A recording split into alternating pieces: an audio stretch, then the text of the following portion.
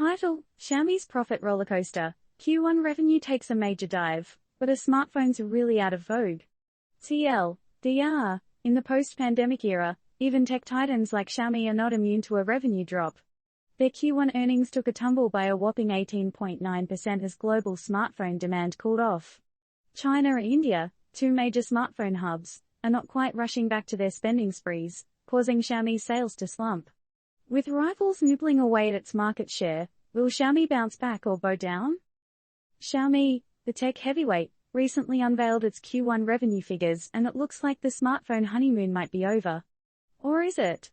With revenues down 18.9%, it's like watching a billionaire lose a couple of yachts. Still rich, but that's gotta sting, right?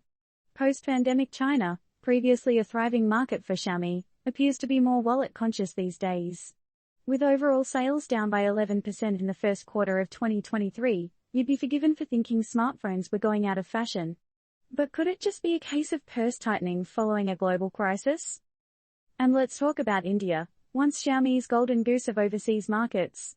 A 20% drop in smartphone shipments across all brands in Q1 has seen rivals like Samsung swoop in for a piece of the shrinking pie. Is it a true changing of the guard, or merely a temporary slip? Xiaomi, ever the strategist, has slashed prices across various models in both India and China, seemingly in a bid to stimulate sales. But will lower prices really lure back customers, or are we seeing a bigger shift in consumer behavior? Remember folks, when you're a tech titan like Xiaomi, it's all about the long game. So while an 18.9% dip might seem like a substantial blow, who knows what strategies they've got up their sleeve for a comeback.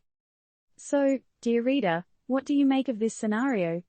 Is the smartphone market due for a major shake-up, or is this just a blip on the radar?